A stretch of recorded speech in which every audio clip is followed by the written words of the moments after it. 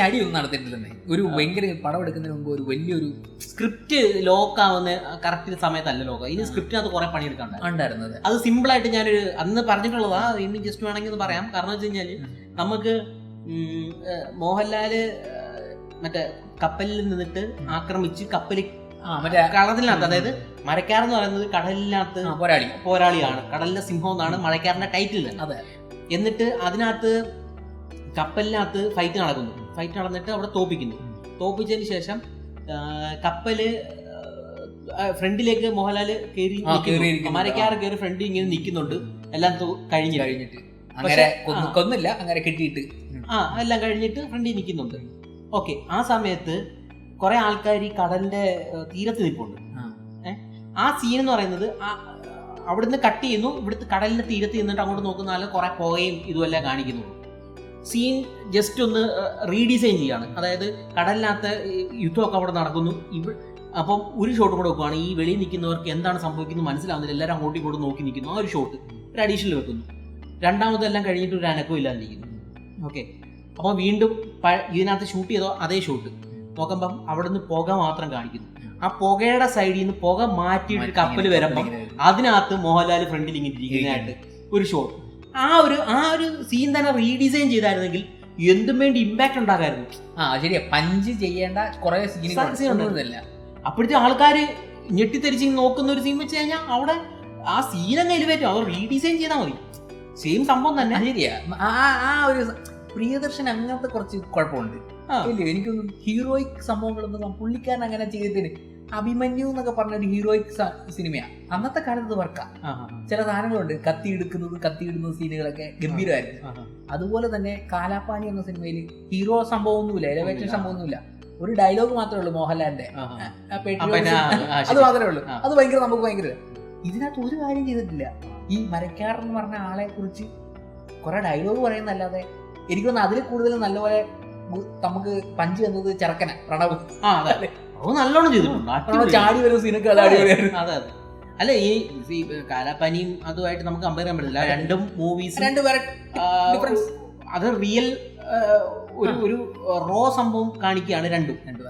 ഇതെന്ന് വെച്ച് കഴിഞ്ഞാൽ പഴയ ഒരു ഇതാളെ ഭയങ്കര സംഭവമാണെന്ന് ആൾക്കാർ പറയും. കാലഘട്ടത്തിൽ നമുക്ക് ഇങ്ങനത്തെ ഒരു ഹീറോനെ കാണിക്കും, നമ്മുടെ ഒരു റിയൽ ഹീറോ എന്ന് പറഞ്ഞല്ലേ കാണിക്കുന്നത്. അതെ, പേര് അതെ. അപ്പൊ പിന്നെ അങ്ങനെയൊക്കെ കാണിച്ചാൽ നല്ലതല്ലേ? അതെ, നല്ലതല്ല, അത് വേണമായിരുന്നു.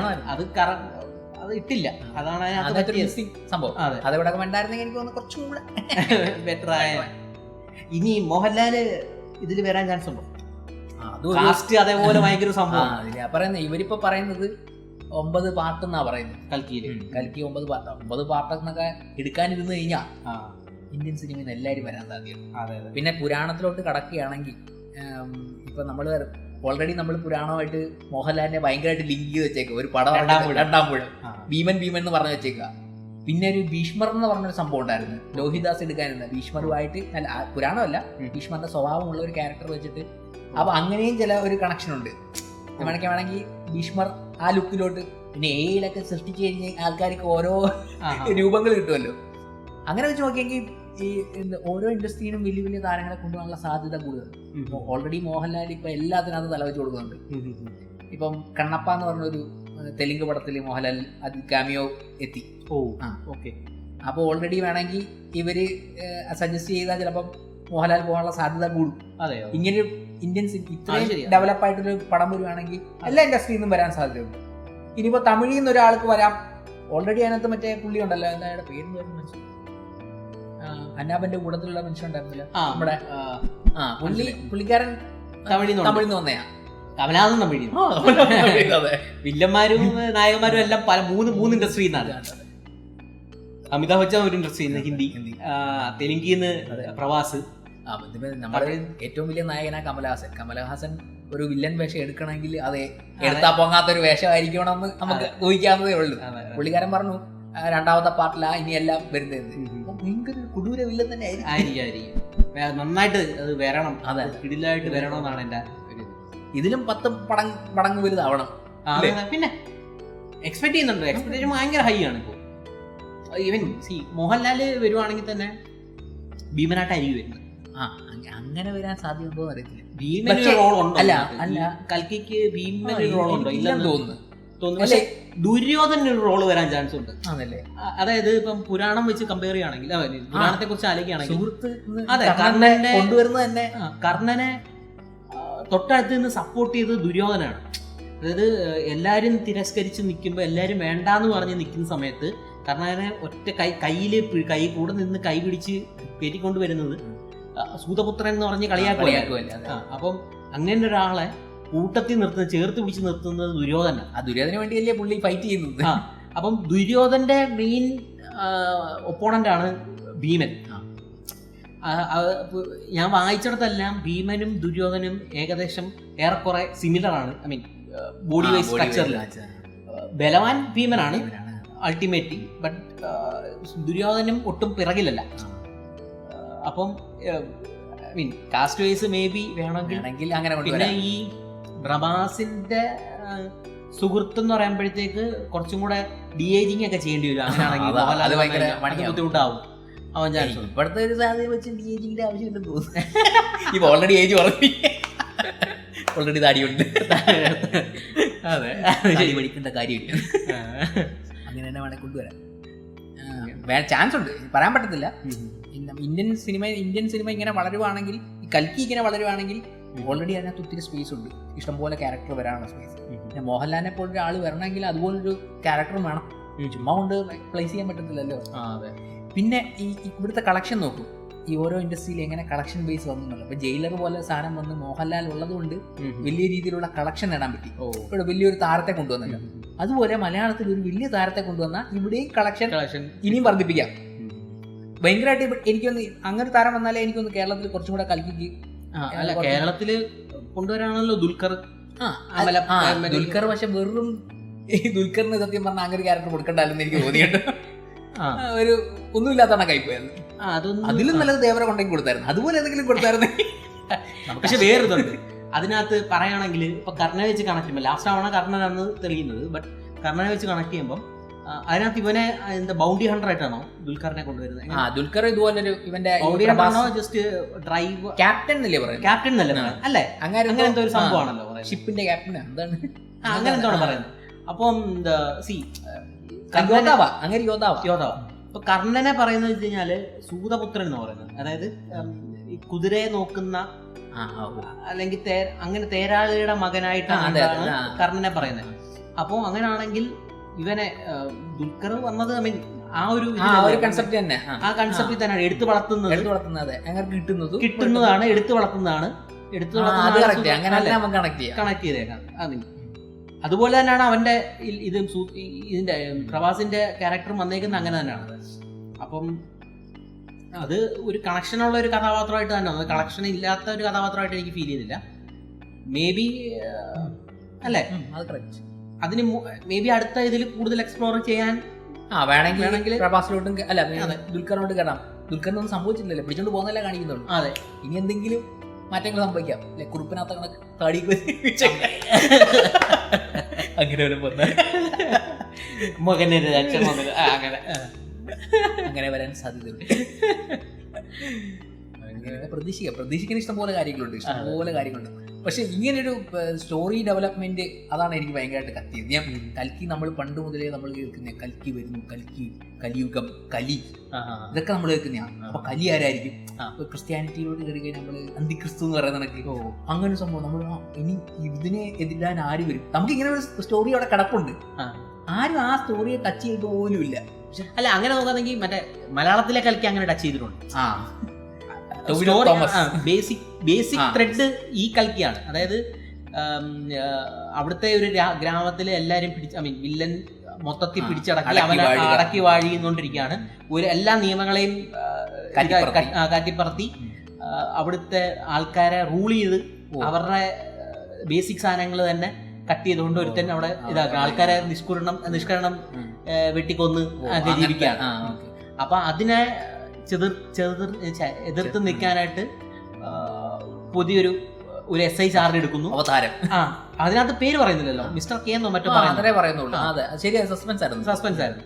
അപ്പം മിസ്റ്റർ കെ എന്നോ അങ്ങനെ പേരാരും വിളിക്കുന്നില്ല എന്നാണ് എന്റെ ഓർമ്മ. അപ്പം എന്നിട്ട് അവനെ ഇതാക്കിയതിന് ശേഷം പിന്നീട് SI കാണിക്കുന്നില്ല, പോകുന്നോ അങ്ങനെ എന്തോ ആണ് കാണിക്കുന്നില്ല. അങ്ങനെ എന്തോ ആണ് അതിന് പറഞ്ഞത്. ബേസിക് ത്രെഡ് ഇത് തന്നെയാണ്. പിന്നെ ഈ പറഞ്ഞ പോലെ മഹാഭാരതത്തിൽ സംഭവിക്കാത്തതായിട്ടുള്ള ഒരു കാര്യങ്ങളും വേറെ സംഭവിക്കുന്നില്ലെന്നാ പറയുന്നത്. എല്ലാത്തിനും ആൻസറും ചോദ്യത്തിന് ഉത്തരം എല്ലാം ഉണ്ട്. പിന്നെ ഈ ഒപ്പൻഹൈമർ ഇറങ്ങിയ സമയത്താണ് എനിക്ക് മറ്റേ ഗീതോപദേശത്തിന്റെ ഒരു 2 ഡയലോഗാണല്ലോ എടുത്തേക്കുന്നത്. I am the destroyer, I am the ഡെത്തോ, ഐ ആം ദ ഡിസ്ട്രോയർ, അങ്ങനെ എന്തൊരു ഡയലോഗ് ഗീതോപദേശത്തിനകത്ത് നിന്നാണ് നോളൻ എടുത്തിട്ട് ഈ ഒപ്പൻഹൈമർ യൂസ് ചെയ്തേക്കുന്നത്. അപ്പം ആ സമയത്താണ് ഈ ഗീതോപദേശത്തിനെ കുറിച്ച് കൂടുതൽ കണക്ട് ആയതും. പിന്നെ ഒരു റീല് ഞാൻ കണ്ടിട്ടുണ്ടായിരുന്നു, എന്തോ മഹാവിഷ്ണുവിന്റെ മറ്റോ ആണ്, ഞാൻ ഇങ്ങനെ കാല് കാണിച്ചിട്ട് ദൂരേന്ന് വലിയ, അതായത് ഒപ്പൻഹൈമർ ഇറങ്ങി കഴിഞ്ഞപ്പോഴത്തേക്ക് ഈ അർജുനന് സാരദോഷം കൊടുക്കുന്നതായിട്ടുള്ള ഒരു റീൽ ഉണ്ടായിരുന്നു. എന്നിട്ട് ബാക്കിലായിട്ട് സൂം ഔട്ട് ചെയ്യുന്ന വലിയൊരു ജൈജാന്റിക് ഫിഗർ അവിടെ ഇങ്ങനെ നിൽക്കുന്ന ആയിട്ടുള്ള ഒരു റീൽ കണ്ടായിരുന്നു. അപ്പൊ അങ്ങനെ അതിനുശേഷമാണ് കൂടുതൽ ഗീതോപദേശത്തിന്റെ കൂടുതൽ ഇത് വന്നത്. അപ്പോഴാണ് ഇത് സംഭവിക്കുന്നത്. പക്ഷെ ഇതിനകത്ത് മുഖം കാണിക്കുന്നില്ല കൃഷ്ണന്റെ. ആരായിരിക്കും എന്നുള്ള പോലെ ഇതുണ്ട്. എനിക്ക് ഒരു 1-2 ഇതിനകത്ത് കണ്ടെന്ന് വെച്ച് കഴിഞ്ഞാല് നമ്മുടെ തെലുങ്ക് മഹേഷ് ബാബു ആയിരിക്കും എന്നൊക്കെ ഉള്ളൊരു. മഹേഷ് ബാബു അല്ല, വേറെ KK എന്ന് പറഞ്ഞൊരു ആർട്ടിസ്റ്റ് അത് അഭിനയിച്ചിരിക്കുന്നത്. പുള്ളി അത് റിവീൽ ചെയ്തായിരുന്നു. KK എനിക്കൊന്ന് തമിഴ്നാടിനാണോ തെലുങ്കാണോ എന്ന് സംശയമുണ്ട്. പുള്ളി നമുക്ക് അത്ര പരിചയമില്ല, ഞാനും കണ്ടിട്ടില്ല. കണ്ടാൽ നമുക്ക് മനസ്സിലാവും കേട്ടോ. ഏത് ചിത്രമാണെന്ന് എനിക്ക് ഓർമ്മ കിട്ടുന്നില്ല. KK എന്ന് പറഞ്ഞ ആളാ അത് അഭിനയിച്ചിരിക്കുന്നത്. ശബ്ദം കൊടുത്തത് അർജുൻ ദാസ്. അത് ഭയങ്കര ഇമ്പാക്ട് ഉണ്ടാക്കിയായിരുന്നു. നമുക്ക് മൈനസ് എന്ന് പറയാൻ അവിടെ ഒന്നും തോന്നില്ല. അതുപോലെ അയാൾ ക്രിയേറ്റ് ചെയ്തിരിക്കുന്നത്. നാഗശ്വിന് ഭയങ്കര ബ്രില്യൻ്റ് ഉണ്ട്. അങ്ങനെ കൃഷ്ണനെ കാണിക്കുന്നതിന് മുമ്പ് തന്നെ മയിൽപ്പീലി, എന്നിട്ട് ഫ്രണ്ടിൽ നിന്ന് ഇങ്ങോട്ട് നടന്ന് പറന്ന് അപ്പൊ തന്നെ നമ്മൾ കൃഷ്ണൻ വരുന്ന ഫ്രണ്ടിൽ വന്നിങ്ങനെ നിക്കുന്ന ആ നിപ്പ് തന്നെ ആ ഒരു സ്റ്റൈലൊക്കെ അടിപൊളിയായിരുന്നു. സ്റ്റൈലായിട്ട് വന്ന് നിന്നിട്ട് അവിടുത്തെ ബാക്ക്ഗ്രൗണ്ടിൽ നിന്ന് ഒരു വെള്ള കുതിര ഓടിപ്പോകുന്നു. അത് പക്ഷെ ആ യുദ്ധത്തിന്റെ സമാനമായ രീതിയില് ഈ അമിതാഭ് ബച്ചന്റെ ഇത് അശ്വത്ഥാമ വന്ന് ഡയലോഗ് പറഞ്ഞ് എന്ത് അച്ഛനെ എനിക്ക് നീ ഒന്ന് വിചാരിച്ചെങ്കിൽ എന്റെ അച്ഛനെ കൊല്ലാതിരിക്കായിരുന്നു എന്നുള്ള ഡയലോഗ് പറഞ്ഞിട്ട് കുത്താൻ വരുന്നതും അത് കഴിഞ്ഞ് പിടിച്ചെറിയുമ്പോ ഒരു ആനയുടെ പുറത്താ വന്ന് ആന പുറകോട്ട് പോകുന്നതൊക്കെ ഭയങ്കര സ്റ്റൈലായിട്ട് കാണിച്ചത്. അതിനൊരു സ്റ്റോറി ഉണ്ട്, അതറിയാമോ? മറ്റേ ദ്രോണർ മറ്റേ ഡയലോഗ് പറയുന്നത് അശ്വത്ഥാമ കുഞ്ചര പറയുന്നത് അല്ലേ? അത് ആദ്യം ഡയലോഗ് ഏൽപ്പിക്കുന്നുണ്ട്. ആണോ? എന്ത് ഈ ഡയലോഗ്, ഈ പറയുന്ന ഡയലോഗ് പുരാണത്തിലുണ്ടല്ലോ, മറ്റേ അശ്വത്ഥാമാവനെ അശ്വത്ഥാമനെ അല്ല, അശ്വത്ഥാമ മരിച്ചെന്ന് പറഞ്ഞിട്ടാണ് ദ്രോണറിനെ കൊല്ലുന്നത്. ആക്ച്വലി മരിച്ചത് അത് ഇതല്ലേ, കൃഷ്ണൻ കൊടുത്ത ഇതാ പറഞ്ഞ ഇതിന്റെ സൂത്രധാരം ഉള്ളും കൃഷ്ണനല്ലേ? മറ്റേ എന്താ വേഷം മാറി പോയിട്ട് കൃഷ്ണനാണോ ഇന്ദ്രനാണോ? ഇന്ദ്രനാണ് മറ്റേ കർണന്റെ കവചകുണ്ടലം അത് കൃഷ്ണൻ പറഞ്ഞു കൊടുത്തിട്ടല്ലേ? അതും ആയിരിക്കും. അല്ല, എനിക്ക് പറഞ്ഞു കാണുമായിരിക്കും, എനിക്കറിയില്ല. അങ്ങനെ സംഭവം എന്ന് വെച്ചാൽ ഇന്ദ്രനാണ് പോയി മേടിക്കുന്നത്. എന്നാൽ അത് ഊരിയാലേ അർജുനെ തോപ്പിക്കാൻ പറ്റത്തുള്ളൂ. അല്ല, കർണനെ തോപ്പിക്കാൻ പറ്റത്തില്ല, അർജുനെ തോപ്പിക്കാൻ പറ്റത്തുള്ളൂ. പിന്നെ അതുപോലെ തന്നെ എന്തു പറഞ്ഞ ഈ തേര് ചെളി താന്നു പോകുന്ന സമയത്ത് അമ്പ ചെയ്യാൻ പറയുന്നത് കൃഷ്ണനാണെന്ന് തോന്നുന്നു. അമ്പേയ് അങ്ങനെ എനിക്ക് ആദ്യം മറ്റേ മാർഗമല്ല ലക്ഷ്യമാണ് പ്രധാനം. അതൊക്കെ എനിക്ക് തോന്നുന്നു ആ ടൈമിലാണെന്ന് തോന്നി. എനിക്ക് പണ്ട് കുട്ടിക്കാലത്ത് വായിച്ച ഇതൊക്കെ. മോഹൻലാലും അതിനകത്ത് പറഞ്ഞത് രാവണപ്രഭുല് പറഞ്ഞു ആ ഡയലോഗ് മാർഗമല്ല ലക്ഷ്യമാണ് സാർ എന്നിട്ട് പറഞ്ഞ പിള്ളേരെല്ലാം വിളിച്ചിട്ട് പൂശിക്കൊള്ളാം. കൊള്ളാം, നല്ല. നിങ്ങൾ തിയേറ്ററിൽ മസ്റ്റ് വാച്ച്. നല്ലതൊന്നും പറയാനില്ല, അത് കണ്ടിരിക്കണം. അതെ, കണ്ടിരിക്കണം. ഒരു നല്ല, ഞാൻ പറഞ്ഞില്ലേ, സിനിമ കണ്ടിട്ട് ഇറങ്ങുമ്പം ഇത് ഇന്ത്യൻ സിനിമയിൽ സംഭവിച്ചല്ലോ എന്നുള്ളൊരു സന്തോഷമാണ് നമുക്ക് വന്നത്. അത് അങ്ങനെ ഒരു ഫീല് തന്നൊരു പടം നമ്മൾ ഒരിക്കലും തിയേറ്ററിൽ മിസ്സാവാൻ പാടില്ല. ഇങ്ങനെയുള്ള പടങ്ങൾ കൂടുതൽ. മഞ്ഞുമൽ ബോയ്സ് വന്നിട്ട് പറഞ്ഞില്ലേ തിയേറ്റർ മിസ്സാക്കരുത്, അതേപോലെ സാധനം തന്നെ. നമ്മുടെ കൊച്ചു മഞ്ഞുമലാണെങ്കിൽ ഇത് വലുതാണ്. ഒരു മഞ്ഞുമല തന്നെ. കൽക്കി അതാണ്. കൽക്കി എന്തായാലും തിയേറ്ററിൽ പോയി കാണേണ്ട, തീർച്ചയായിട്ടും ഫാമിലി ആയിട്ടൊക്കെ പോയി കണ്ടു കഴിഞ്ഞാൽ മേ ബി നിങ്ങൾക്ക് മനസ്സിലാവാത്ത കാര്യങ്ങളും പണ്ടത്തെ ഒരു കൾച്ചർ കുറച്ച് ഇപ്പം വീട്ടിലുള്ള മുതിർന്നവരെ കൊണ്ട് കുറച്ചും കൂടെ കണക്ട് ആവും. അവർക്ക് ഭയങ്കര ഫീൽ കിട്ടും. അതെ അതെ, ഫാമിലി ആയിട്ട് പോയി കാണേണ്ട പടം. അതെ അല്ലേ? അതെ, ഫസ്റ്റ് ഹാഫ് കുറച്ച് ലാഗ് ഉണ്ട്, അതങ്ങോട്ട് സ്വാഭാവികം. നമുക്ക് തെലുങ്ക് പടം കാണുന്നവരാണെങ്കിൽ ആ ലാഗ് നിങ്ങൾക്ക് മനസ്സിലാകും എന്താണെന്നുള്ളത്, പ്രത്യേകിച്ച് പറയേണ്ട കാര്യമില്ല. സെക്കൻഡ് ഹാഫ് അങ്ങോട്ട് ടക്ക് ടക്ക് ടക്ക് എന്ന് പറഞ്ഞ കാര്യങ്ങൾ നടക്കുന്നത്, അതും ദീപിക പുറത്തേക്ക് ഇറങ്ങി വരുന്ന സീൻസ്, കാറ്റടിക്കുന്നത്. ദീപിക പുറത്തേക്ക് വരുന്ന സീൻ കണ്ടില്ലേ മറ്റേ, അത് ഗെയിം ഓഫ് ത്രോൺസിനകത്ത് ഡ്രാഗൺ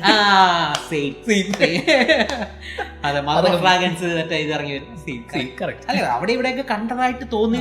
ഈ നമുക്ക് കണക്ട് ചെയ്യാൻ പറ്റും, ഈ കാര്യങ്ങളെല്ലാം കണക്ട് ചെയ്യാൻ പറ്റും. പക്ഷെ സിനിമ കണ്ട് ഇറങ്ങി കഴിയുമ്പോഴത്തേക്ക് നമുക്ക് ഇതൊന്നും ആലോചിക്കാൻ സമയം കിട്ടുന്നില്ല. അത് അത്രയും നല്ലൊരു ഫീസ്റ്റ് ആണ് നമുക്ക്. ഫ്രഷ് സാധനമാണ്, ഫ്രഷ് സാധനം, ഇന്ത്യൻ സിനിമയ്ക്ക് ഫ്രഷ് സാധനം തന്നെ. അതെ അതെ, നമുക്ക് പലതും കണക്ട് ചെയ്യാം, പക്ഷെ കണക്ഷൻ വെറുതെ എന്നേ ഉള്ളൂ. അതെ, ഇൻസ്പിറേഷൻ. അന്നാബനൊക്കെ കലക്കിയിട്ടുണ്ട്, പറക്കുന്നൊക്കെ സീനൊക്കെ ആടി പൊളിയായിട്ടുണ്ട്. അതൊക്കെ ചെയ്ത് നല്ല രസമുണ്ട്, നല്ല വൃത്തിയായിട്ട്. തെർമോക്കോൾ പോലെ തോന്നിക്കെങ്കിലും. അല്ല, ഞാൻ പറഞ്ഞില്ലേ ഫ്യൂച്ചറിൽ എന്തായിരിക്കും. ഇപ്പൊ ഇതിപ്പോ 800 വർഷങ്ങൾക്ക് ശേഷമുള്ള കഥയാണ് പറയുന്നത്. മറ്റേ തുടക്കം 6000 മനുഷ്യായി കണക്ട് ചെയ്യുന്നേക്കുന്നേ. അല്ല, 2024 2898 കണ്ട, അതായത് 850 വർഷങ്ങൾക്ക് ശേഷമുള്ള കാര്യമാണ് ഇപ്പം പറയുന്നത്. ഇതൊക്കെ തന്നെ ചിലപ്പം വെയിറ്റ്ലെസ് ആയിട്ടുള്ള എന്തെല്ലാം കാര്യങ്ങൾ 5 വർഷം കൊണ്ട് എന്തെല്ലാം കാര്യങ്ങൾ നടക്കും. 850 വർഷം കൊണ്ട് വെയിറ്റ്ലെസ് ആയിട്ടുള്ള സാധനങ്ങളായിരിക്കും ഇനി. പോക്കറ്റ് ഇതുപോലെ മിനിയേച്ചർ, പുതിയ ഇന്ധനങ്ങളൊക്കെ വരുമല്ലോ. അപ്പൊ ഈ വെയിറ്റ്ലെസ് ഒന്നും ഒരു പ്രശ്നം അത് വെച്ചിട്ട് കമ്പയർ ചെയ്യേണ്ട കാര്യം. അത് നമ്മൾ നോക്കേണ്ട കാര്യമില്ല. നമുക്ക് ഹോളിവുഡിൽ ഹുക്ക് ചെയ്യാമെങ്കിൽ നമുക്ക് ഇവിടെ ഹുക്ക് ചെയ്യാൻ പറ്റും, അത്രേ ഉള്ളൂ. നല്ല പടമാണ്, പോയി കാണാം. Okay, by.